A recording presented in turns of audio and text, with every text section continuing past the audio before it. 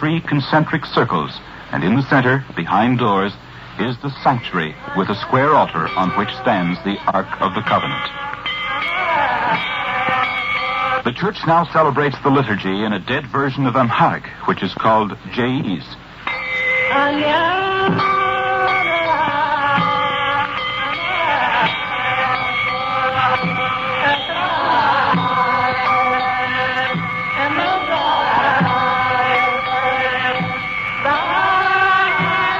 Haile Selassie was born on July 24th, 1891, and was named Ras Tafari Makonnen. His father was a viceroy to the throne and had his son privately tutored in French at the age of 6. At 18, shortly after his father died, he became governor of the province. In 1928, he led the troops that killed Empress Zoditu's husband, who was not of royal blood, and became regent. He became emperor on November 2nd, 1930, and was crowned Haile Selassie I, King of Kings, King of Zion, conquering lion of the seed of Judah, power of the Trinity. Your Imperial Majesty, you were 39 years old when you were crowned in 1930. Yes. Could you talk a bit about the day of the coronation?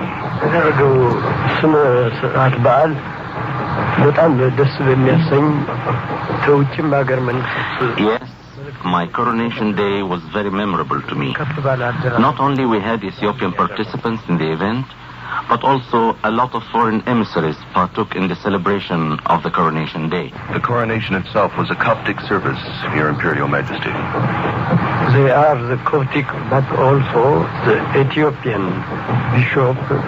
They are with the Coptic churchmen.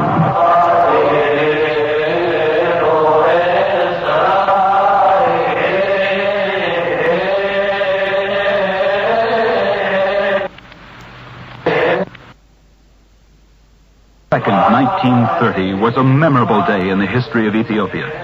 Since the early hours of that morning, all in Addis Ababa began to prepare for the impressive event of the morning. The Emperor and Empress Manen had already spent the hours since the night before in prayer and meditation with the priests at the most holy altar within St. George's Cathedral, the largest church in the capital. Through the early morning, the chanting of priests continued.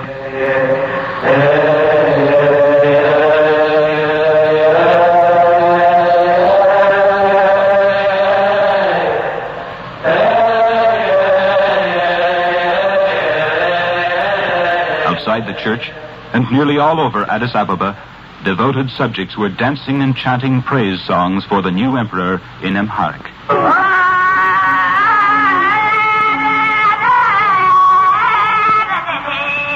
The son of Ras Makonnen, Haile Selassie, will feed us. His justice is like that of an angel. May God give long life to Haile Selassie, the child of our country.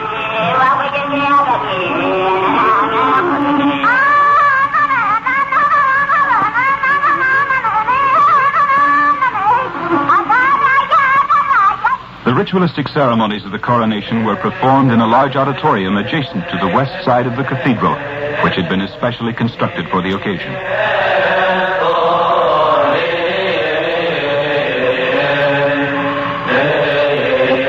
Shortly after 7:30 a.m., His Imperial Majesty, attired in white silk communion robes, entered the ceremonial hall from the church with an escort of aides and the clergy, chanting in the old Coptic language a processional hymn.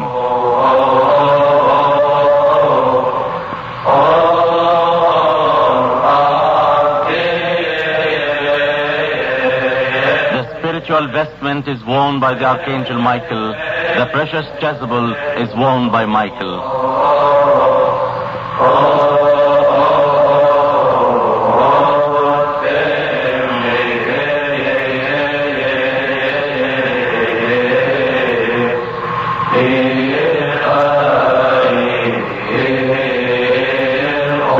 Took his place on the throne.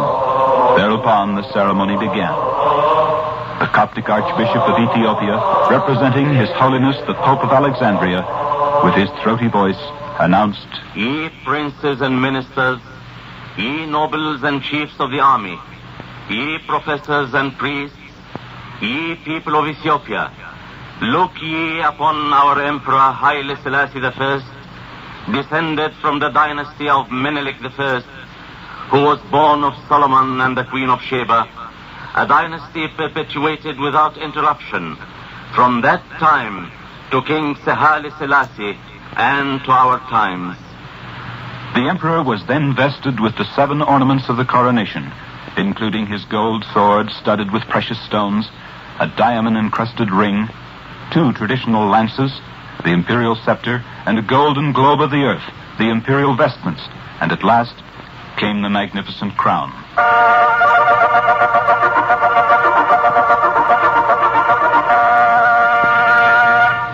7 differently scented ointments of ancient prescription were received on the imperial head, brow, and shoulders, one with each of these ornaments. The final ceremony was a grand tour of the cathedral by the emperor and empress, who was also crowned, but with less elaborate rites. They were escorted by the priests and bishops, princes and high dignitaries, Ethiopian bishops and priests from all over Ethiopia, and a large number of Coptic deacons, carrying palm branches and chanting in mighty volume.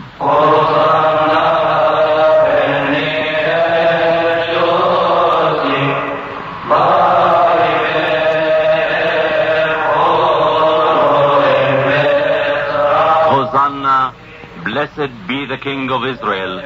Blessed is he who cometh in the name of the Lord.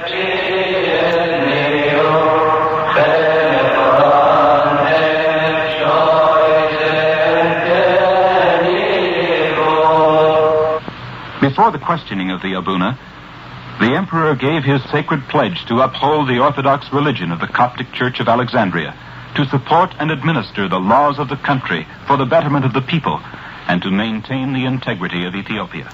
The emperor is just slightly over 5 feet tall, but I don't think there is any more noble bearing person in the world. I agree with you, and when you consider that he is 74 years of age, has gone through the tremendous trials that he has in matters of state, but also in matters of his own family. Very few people realize the tragedy that has been in his own family when 4 of his 6 children have died, and all of them under what must have been very difficult circumstances. His second son, who was so very close to him, was killed in a motor accident. Another son died of a very serious disease.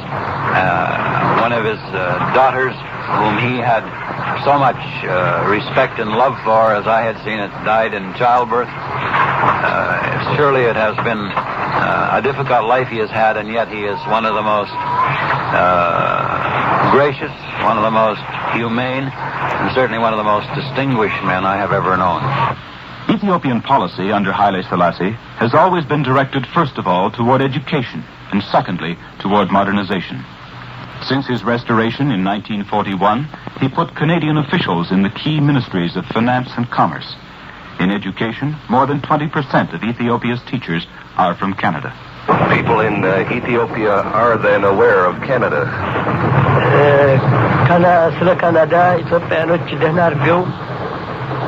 Yes, Ethiopians know quite a bit about Canada.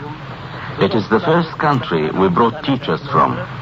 There are still Canadian teachers in Ethiopia, and I hope we are going to get more Canadian teachers into Ethiopia in the near future. Mr. Robert Thompson of the Social Credit Party in Canada was a teacher in Ethiopia. Mr. Thompson, you spent many years in Ethiopia. What was the occasion of your going there in the first place? Well, in 1943, following the defeat of the fascists in Ethiopia, there was no rehabilitation program available.